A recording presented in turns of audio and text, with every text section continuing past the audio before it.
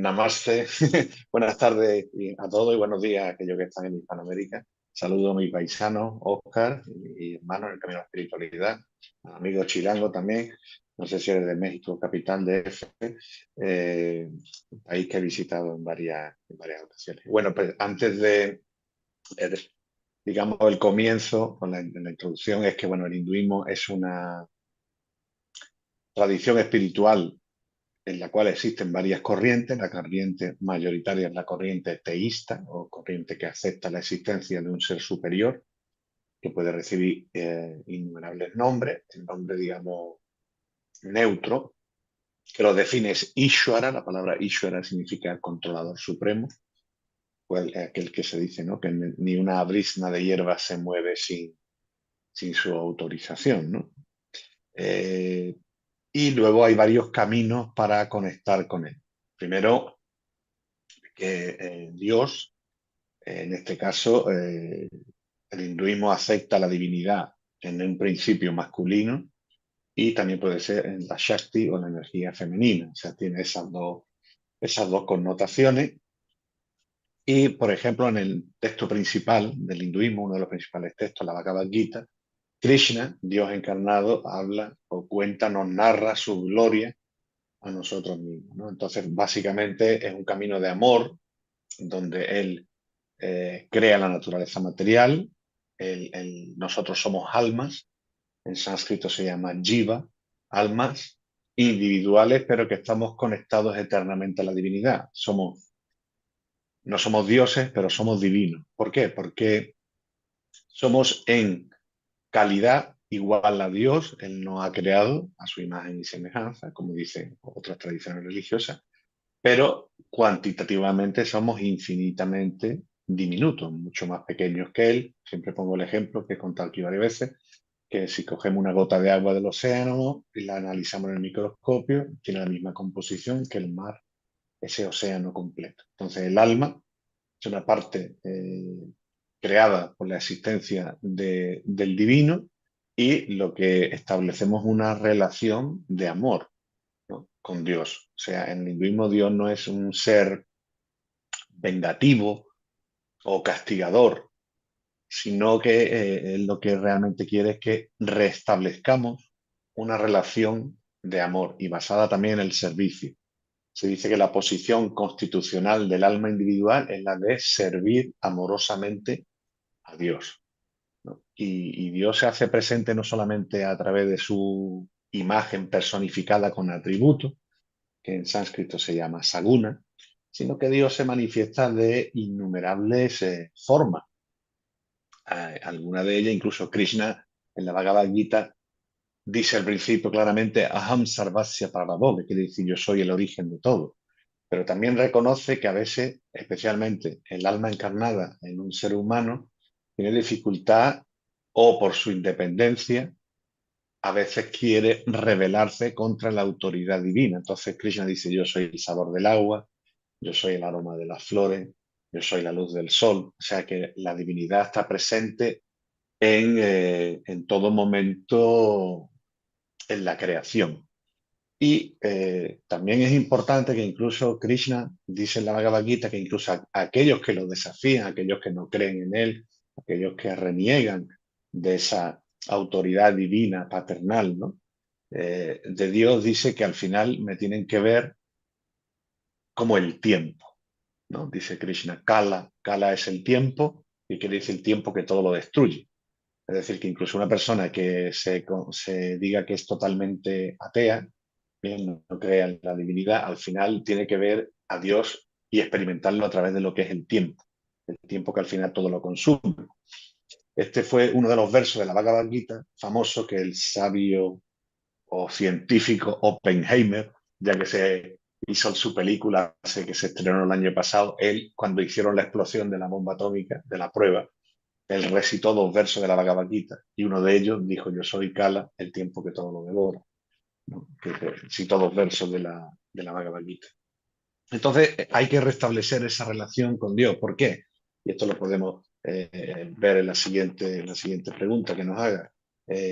Nosotros hemos desconectado de la divinidad porque nosotros queremos disfrutar independientemente de Dios, ¿no? Tenemos esa tendencia, Dios nos ha dado un regalo, que es el libre albedrío, en que una persona pueda elegir qué camino optar, y nos hemos, digamos, un poco desconectado. Y ahora hay que reconectar. De hecho, la palabra yoga, cuando hablamos de yoga en el hinduismo, no es solamente el aspecto físico, bien del yoga o meditativo, sino es reconectar. La palabra yoga significa unir, unirnos con la divinidad, ¿bien? Y disfrutar de su presencia.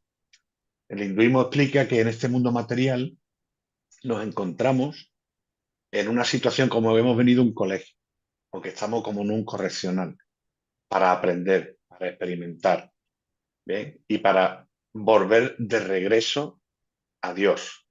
Y esto, ahí empiezan los caminos espirituales, los caminos religiosos, las diferentes tradiciones religiosas, de cómo volver, de cómo reconectar. Dios, que nosotros estamos ahora mismo cubiertos por lo que llamamos Maya, la ilusión, la energía ilusoria que nos cubre, la vidya, la ignorancia, que hace que estemos separados de él. Pero él nunca está separado de nosotros porque el hinduismo habla de que Dios se manifiesta de tres formas. Brahman, que es todo lo que existe, toda la energía que lo permea todo, omnisciente, omnipresente. Dios es Paramatma, el alma suprema que está en nuestro corazón, quiere decir que incluso una persona que se olvide de Dios, Dios está en nuestro corazón, al lado de nuestra alma diminuta. Y finalmente como Bhagavan o la personalidad de Dios manifestada con toda su opulencia. Entonces el camino de la espiritualidad, lo que Él quiere, lo que espera de nosotros, reconectar con Él a través del camino. Bien, en el yoga se habla de karma yoga, el camino de la acción desinteresada a otras personas, bhakti yoga, el camino del amor y la devoción por Dios, jnana yoga, el camino del conocimiento, y dhyana yoga, el camino de la meditación. Entonces, el hinduismo, el camino es reconectar con Dios y disfrutar de una forma trascendental, no de la forma pervertida. Por ejemplo, volviendo a lo que planteaba Juan Carlos, de esa reconexión con lo divino, vale, pero yo quiero que me expliquéis, ¿y después qué? O sea, más allá de eso, es decir, y, vale, hay un objetivo, digamos, no a corto plazo, porque siempre va a tardar mucho también, ¿no? Pero cuando hay esa reconexión, Juan Carlos, con la divinidad, ¿para qué? Quiere decir, ¿cuál es el sentido, no? ¿Para qué? Si ya estábamos, nos alejamos y volvemos otra vez. No sé, a mí Claro. me gustaría que me explicarais esto. Sí, bueno, nosotros hablamos de dos realidades, ¿no? Dos realidades, una es la realidad material del mundo que vivimos ahora, donde todo es temporal, ¿vale? Y hay una realidad espiritual que es eterna y que es absoluta. El alma individual llega un momento que quiere disfrutar independientemente de Dios. O sea, quiere el reino de Dios, pero sin Dios, ¿no? Entonces Dios, como es nuestro Padre bondadoso, como el que manda al Hijo a experimentar. Tú experimentas, ve al mundo material, como el alma nos habla de que es eterna, innaciente, ni nunca muere. Bien, pues entonces nosotros experimentamos en algo que es propio del hinduismo y que luego también han sostenido otras filosofías orientales, aunque también existen pruebas de que en el cristianismo primitivo y demás se aceptaba la idea de la reencarnación, mientras que las religiones abrámicas hablan más de resurrección y el hinduismo habla de reencarnación. Entonces, a través de las sucesivas reencarnaciones, la transmigración del alma, vamos experimentando. Vamos experimentando y vamos creciendo, teniendo siempre presente que lo que perece, lo que muere, lo que se deteriora es el cuerpo físico, ¿bien? El cuerpo hecho de elementos materiales, y el alma es la que va eternamente progresando hasta alcanzar de nuevo la conexión con Dios a través de un camino espiritual. ¿Y cuál es la meta de ese camino espiritual? Me pregunto, bueno, yo una vez que reconecto con Dios, ¿ahora qué? ¿No? Bueno, pues Eso es. se habla de que cuando el alma alcanza esa perfección, y ya abandona su último cuerpo espiritual, va al mundo espiritual. El mundo espiritual nosotros llamamos Vaikunta, que quiere decir donde ya no hay ansiedad, ¿vale? Los musulmanes le llaman Jannah, o los cristianos le llaman paraíso, un lugar donde tú ya no estás sujeto a las cuatro miserias del mundo material. nosotros le llamamos en sánscrito Janma Mrityu Jara Vyadi, que quiere decir, sufrimos con el nacimiento, con la vejez, con la enfermedad y con la muerte. Entonces, en el mundo espiritual ya estamos libres de ese sufrimiento y disfrutamos de Sat Chit Ananda Vigraha, que quiere decir un cuerpo eterno, un cuerpo lleno de conocimiento y de bienaventuranza completa. ¿Por qué? Porque estamos en la presencia de Dios. Mientras que, por ejemplo, el budismo habla de nirvana, que es como volverse la nada, y teniendo en cuenta de que el budismo no es teísta, el hinduismo que es teísta dice, no, tú te liberas, tienes moksha, te liberas del cautiverio material, del sufrimiento, y vas al mundo espiritual donde disfruta de la presencia de Dios, donde restablece una relación amorosa, una relación de amor, y donde tú ya vas a estar eternamente, porque tú finalmente tu alma ha reconocido cuál es su identidad y su posición. Bien, digamos que a mí me gusta utilizar una analogía de las velas, ¿no? Como Dios es una vela original y luego encendemos 100 velas, ¿vale? Pero esas 100 velas vienen de una vela original, que es Dios. Entonces nosotros es volver con Dios, volver al mundo espiritual y establecer esta conexión que debemos de hacerla en este mundo material. En la vida espiritual, acorde a las tradiciones espirituales del hinduismo, dice que si una persona por cualquier causa no puede completar su camino espiritual, porque fallece prematuramente, porque de nuevo es cubierto por la energía ilusoria y se separa del camino y sigue, digamos, su vida en la ilusión del disfrute, entonces se dice que en su siguiente reencarnación esa persona va a continuar con ese camino donde por eso, ¿por qué vemos personas más avanzadas espiritualmente que otras? ¿O por qué hay personas que le cuesta menos trabajo esa reconexión espiritual? Porque ya vienen con un bagaje de otra vida. Entonces, el hinduismo, la meta final es obtener el moksha o mukti, las dos palabras son iguales, que significa liberarse. Liberarse del samsara, de los repetidos nacimiento y muerte, y regresar al hogar divino con Dios. Y para eso hay varios métodos, ¿no? Como yo hablaba, hay personas que se relacionan y cultivan y descubren a Dios en el karma yoga, el servicio a los demás. Hay personas que lo hacen a través del bhakti yoga, que es el camino de la devoción, del amor a Dios. Hay personas que necesitan el jnana yoga, el conocimiento, el estudio para conectar con Dios. Hay personas que lo hacen a través de la meditación. Y nosotros también tenemos una figura del hinduismo, que seguro que existe en otra forma, en otras palabras, en otras tradiciones, es la forma del avatar. Avatara o la encarnación divina que desciende a este mundo material para iluminarnos, para recordarnos que no estemos aquí encadenados a este mundo material, sino que avancemos, ¿no? Por ejemplo, Krishna es un avatar de Vishnu, ahí hablamos de los 10 avatares o principales encarnaciones, como en otras tradiciones, pues pueden tener sus mesías, sus profetas, son personalidades divinas que se manifiestan en la tierra para recordarnos. Por eso la palabra, ¿no? Es como si fuera un pastor que va guiando, que estamos un poco, nos hemos desviado del camino, ¿no? Entonces esa es la finalidad de la vida, es volver con Dios y cultivar en este mundo material pues un trabajo interno, por supuesto, y también externo. Y en ese trabajo externo yo incluiría también importante el diálogo interreligioso.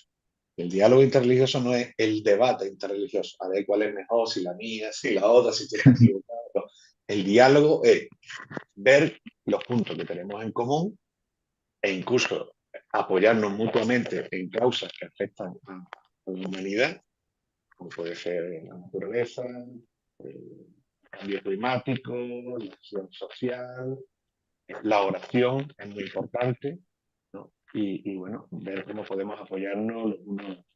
Entonces, hay diferentes métodos, porque se habla en el hinduismo de que cada alma, aunque tiene una esencia divina, al estar encarnada en un cuerpo material de los 5 elementos materiales, que son la tierra, el fuego, el aire y el éter, bueno, la tradición hindú, estamos cubiertos por vidya, la ignorancia, maya, la energía ilusoria, e incluso eh, el negar muchas veces la existencia de la divinidad. Porque nuestro propio ahankar o ego no nos permite o no nos hace reconocer que hay un Ishvara, un ser superior que lo controla todo.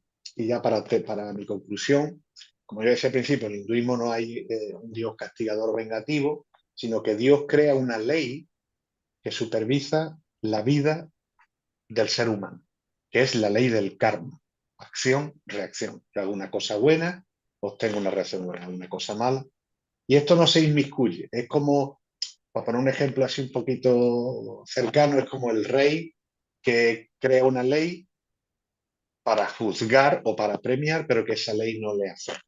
¿Bien? Entonces, finalmente, nuestros castigos y nuestras recompensas son propios de nuestras propias acciones, no porque Dios nos quiera castigar. Es lo que quiere que nosotros aprendamos. Y ya está el camino de aprender a través de la bondad o aprender a través de nuestras acciones pecaminosas. Juan Carlos dijo que Krishna es un Dios encarnado. Me pregunto si es equivalente a Jesús de Nazaret. Juan Carlos, por favor.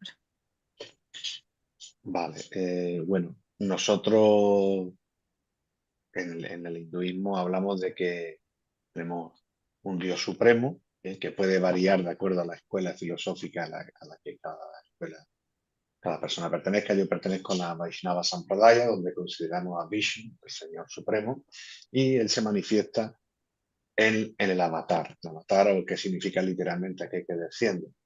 Krishna, decimos, es Dios encarnado en la tierra, donde viene a traer un mensaje que especialmente se recoge en un texto que es la Bhagavad Gita, que sería, por ponerlo de alguna forma, estudio comparativo, sería como la Biblia o la Torá o el Corán, pero en el hinduismo, donde nos habla pues, de la naturaleza eh, divina del alma, nos habla de lo que ocurre cuando muere una persona, cuál es el destino del alma, nos habla del karma, de la acción-reacción, nos habla de las diferentes cualidades de la naturaleza material, como son la bondad, la pasión, la ignorancia.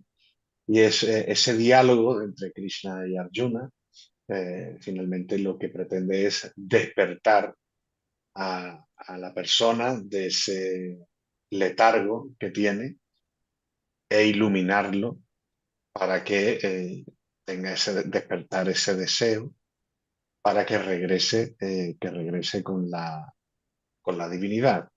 Pero en el último capítulo de la Bhagavad Gita, que tiene 18 capítulos, en 700 shlokas o versos, estrofas, hay uno muy interesante donde Krishna, después de dialogar, de explicarle todo esto que yo he hablado aquí, Arjuna le dice, volvemos al libre albedrío, que le dice, piensa bien acerca de todo lo que te he explicado y luego haz lo que tú desees. O sea que no está imponiendo nada, sino le está diciendo, mira, este es el camino, piénsalo y luego haz lo que tú desees. Entonces, nuestro deseo puede ser entrar en ese camino y volver con Dios o seguir perdidos durante una serie de vidas más hasta de nuevo volver a ese camino espiritual, ¿no? La senda espiritual que toda persona debe de obtener, porque la espiritualidad, entendemos, no es solamente un contexto contemplativo de que la persona tiene que estar como un monje, ¿no? Encerrado, orando, sino que se puede demostrar, como ha dicho Luis antes, en la familia, ¿no? La familia, por ejemplo, en el hinduismo, los sacerdotes, los purohitas, estamos casados, tenemos familia, y es a través de esa formación, a través de la vida en familia, donde también se puede cultivar esa conciencia de Dios. Y aquellos que voluntariamente eligen el celibato, eligen la abstenencia, pues también ambos pueden alcanzar a Dios de diferentes formas. En conclusión, Krishna, eh, no, a veces no me gusta hacer comparaciones porque se puede interpretar de otra forma o no.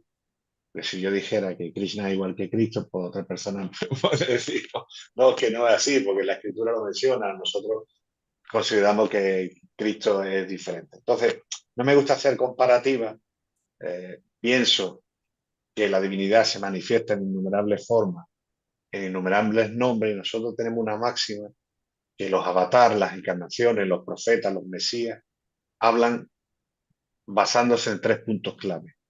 Kala, Patra, Desha, que en sánscrito Kala significa de acuerdo al tiempo, Patra significa mensaje, poner su mensaje acorde al tiempo en el que aparece, y Desha quiere decir en qué lugar, en qué circunstancia. No es lo mismo el mensaje si tienes que predicar en el desierto, bien, que el mensaje si vas a hablar en un país caluroso, que si tienes... Entonces, ese mensaje que es universal y perenne, también se adapta en dónde se habla por primera vez, tiempo, lugar, circunstancia. Entonces nosotros a Krishna lo consideramos como Dios encarnado. Bien. Y nosotros la figura de Jesucristo la vemos como un hijo de Dios, como un ser empoderado por Dios. Se llama técnicamente Shakti Avesh Avatar, que es una encarnación empoderada con la energía divina de Dios para traer un mensaje a la tierra. Esa es la visión del hinduismo. De hecho, en la escritura del Bhavishya Purana, que es una escritura profética del hinduismo, se habla de la llegada de Isha, ¿no? El santo Isha, que es uno de los nombres de Jesús, ¿no? Pero claro, los cristianos pues lo ven como el Dios supremo, los musulmanes lo verán como un profeta. Entonces, para mí, todos esos conceptos son respetuosos, y finalmente la persona, dependiendo de sus creencias, pues lo va a mirar de una forma u otra.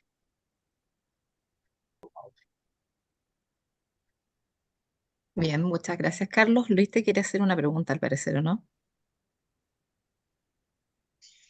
Micrófono, Luis, Perdón, no te sí. escuchamos. Solamente quería apuntar que me parece una excelente pregunta, ¿no? Que va un poco de la mano con lo que yo trataba de compartir muy al inicio, que es que hay esa deidad, ese yo soy un poco al que se refiere Oscar, por encima de todo lo que son las distintas disciplinas, órdenes o afiliaciones filosófico-religiosas de los habitantes del planeta a lo largo de la historia de la humanidad, ¿no? Y yo diría que, si bien no me atrevería a afirmar que son comparables, Jesús de Nazaret o Krishna, lo que sí es comparable es el tema de la revelación divina a la que me refería antes, ¿no? Yo creo que conforme vamos avanzando en el estudio de la diversidad de todas estas expresiones religiosas y de las distintas afiliaciones de fe que existen en el mundo, más coincidencias vamos encontrando y más nos damos cuenta de que a final de cuentas todas tienen la misma fuente, que es esa revelación divina a la que me refiero, y que algunos documentos, algunas revelaciones disponibles para nosotros al día de hoy afirman que precisamente porque todas tienen el mismo origen es que encontramos tantas coincidencias. En otras palabras, no son creaciones humanas, sino son simplemente una diversidad que permite que haya unión, porque la unión se vuelve necesaria cuando hay diversidad. Y la diversidad es lo que potencia la mayor posible calidad de la experiencia que Dios espera exista en la humanidad, en cada uno de nosotros y en la humanidad, lo cual le da un gran valor a cada uno de nosotros, porque no hay ninguna experiencia que Dios pueda tener en ninguna otra persona que sea igual a la de nosotros, dándole un sentido muy especial a nuestra propia existencia, ¿no? Sí, y Bien, Luis, vamos a aprovechar. Ah, perdón, no, Carlos. simplemente un breve muy comentario. Bien Muy corto. breve. Eh, lo que está hablando sobre la diversidad. Dios es diversidad, ¿no? Porque Él permite, Dios, ¿no? Omnisciente, omnipresente, permite esa diversidad de caminos para llegar a Él, ¿no? Porque si Dios pensara que solo un camino es el correcto, permitiría que solo existiera una religión, ¿no? Pero Él permite de que haya diferentes caminos para llegar a Él. Unos caminos más fáciles, otros más tortuosos, unos más lentos, otros más rápidos. Eso lo tiene que finalmente experimentar en la propia persona, ¿no? Lo importante es el reconocimiento de la divinidad suprema, sea personificada, con atributos, o sea no personificada, como un todo. Bien, eso se deja un poco a la elección de la persona. Pero sí que es importante eso, ¿no? La creencia en ese ser supremo. Sí, bueno, muy brevemente. La importancia del ritual si va acompañado de las letras ESPI, ¿no? El ritual por sí solo se vuelve mecánico. Estamos haciendo un ritual porque no solamente da adoración a Dios, sino porque estamos esperando obtener unos frutos. Por eso el ritual tiene que estar acompañado de las palabras espi y se vuelve espiritual. Tienen que reconectar nuestro ser con el alma suprema. Y luego finalmente Krishna, cuando va a concluir la Bhagavad Gita, le dice a Arjuna, que representa al ser humano, la humanidad, le dice Ishtaha Ashi Medriddam, que quiere decir, todo este conocimiento te lo doy porque eres muy querido a mí. Es decir, que finalmente el alma individual, de acuerdo, y para eso da para otro programa, a nuestra relación con Dios, porque uno se puede relacionar con Dios como amigo, como sirviente, como incluso un afecto paternal. Entonces, Dios finalmente nos ve como hijos porque somos parte indivisible de su creación, ¿no?